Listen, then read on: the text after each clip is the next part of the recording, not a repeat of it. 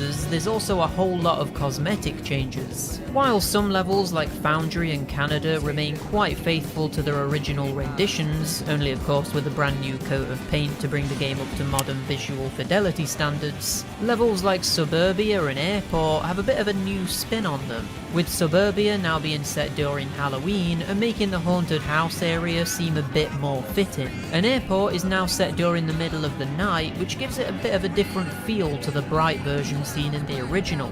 Other smaller stuff has been altered too, just due to the times having changed. Like there's no longer a guy peeing off the side of a cliff in Canada, and instead of impressing the Neversoft girls in Cruise Ship, you're instead impressing the pro skaters. This actually includes Felipe Nunez, who gets a cameo here, but unfortunately isn't actually playable, which would have been incredible. One of the biggest changes though is in Los Angeles, where instead of stopping a bunch of criminals in a van who are shooting out of the windows in a wild police chase, and the sequence ending with a sign dropping from a bridge that you've partially collapsed after starting an earthquake, in the remake it's been changed so you stop in a self-driving electric car which has gone out of control, and after you stop it, it's kinda like nothing happens. It makes the whole ongoing event in Los Angeles just feel a lot less impactful. There's also this weird change made to Skater Island, where instead of actually needing to open up the secret outside area by grinding a pirate flag and having a ship blow a hole in the park with a cannon, the hole in the wall is actually just already there from the start of the level, and it's not even a secret anymore that there's a pirate ship outside. Like that's just a straight up downgrade from the original version, right?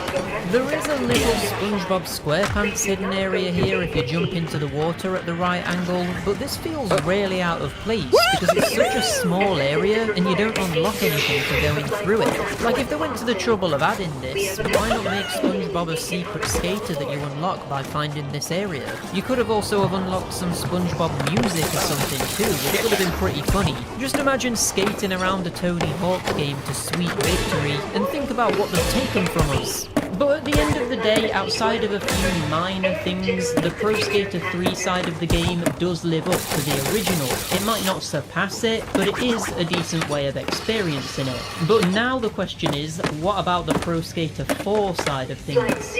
So this is where the most controversial part of the remake rears its head, because the original Pro Skater 4 career mode is basically non-existent and has been replaced with the same 2-minute structure as Pro Skaters 1, 2 and 3. For those of you that don't know, which if you're watching this I doubt is anybody, but I feel obligated to explain anyway because that's how YouTube videos work, Pro Skater 4 was the first game in the series to feature a more open career mode structure where you could explore each level with no time constraint, but within the levels were NPC characters who gave you goals. Sometimes these goals reflected the standard ones seen in the original 3 games, like just getting a high score, but sometimes they were far more dynamic and unique, and had you rescuing a prisoner from Alcatraz or doing a luge race through a college campus. In the zoo level, you needed to skitch an elephant while it pooed on you and knock your balance off. In the remake though, the vast majority of these more creative goals have either been altered or just outright removed, and while this does create a new way of experiencing the game, it really isn't even the same game at all. I think the best way of looking at this situation for me is to view Tony Hawk's Pro Skater 3 and 4 as a remake of Pro Skater 3, but just with the levels from Pro Skater 4 added in as a bonus. I think that looking at it like that probably makes it a little bit more palatable, but at the same time that's not really what it's being marketed as. But I guess regardless of that, is this new career mode actually worth giving a shot? I would say so, yeah. I was initially worried that some of the levels were going to be way too big to actually work under a 2-minute time restriction, but this actually isn't an issue at all in any of these levels. I feel like the stages in Pro Skater 4 probably felt bigger in the original because they were so packed with goals, collectibles and secret side content. But when you change the format to be more fast-paced like this, the levels still hold up really well. Some of the goals that stood out in the original game are still present here, like sketching the professor's car in college after it's stolen by thieves, and saving Painter Neil from a shark attack in San Francisco. So it's not like everything from the original game is removed, but just don't be expecting to be playing tennis using your skateboard as a racket, or playing baseball with a ghost in Alcatraz, because the more more outlandish stuff featuring gameplay outside of the standard skating hasn't made the cut. The biggest change to 4's career outside of the goal differences though is that there are 3 entirely new levels added. These are Movie Studio, Water Park and Pinball, and all of these are pretty decent. By far the best one in my opinion is Pinball, which has you scaled down, or I guess maybe the world is scaled up, so that you're actually skating inside of the pinball table where the ball is bouncing around at you, and there's bumpers and speed panels which send you flying all over the place. It's a pretty creative and fun idea, and this is probably the most wacky level in the entire game. Water Park and Movie Studio are much more tame by comparison, and there's nothing really all that exciting that happens in either of them to make them stand out, but they're decent enough, and they get the...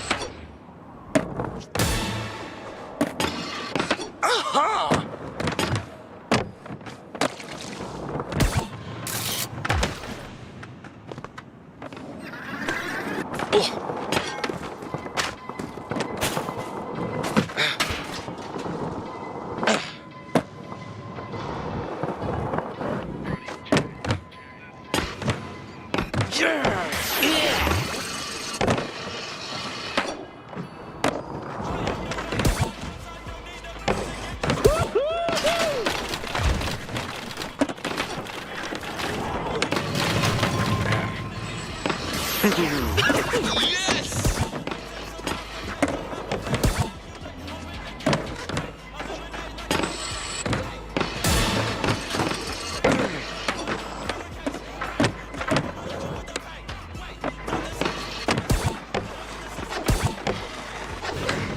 Oh, yeah!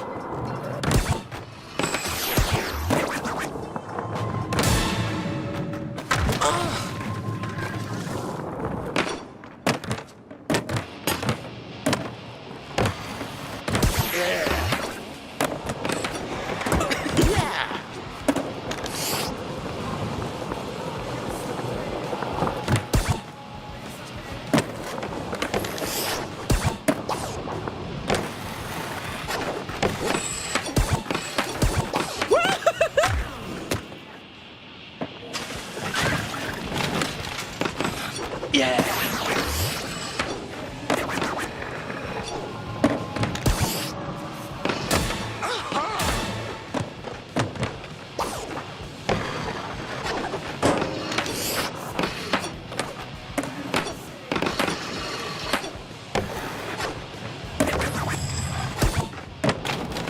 Yeah!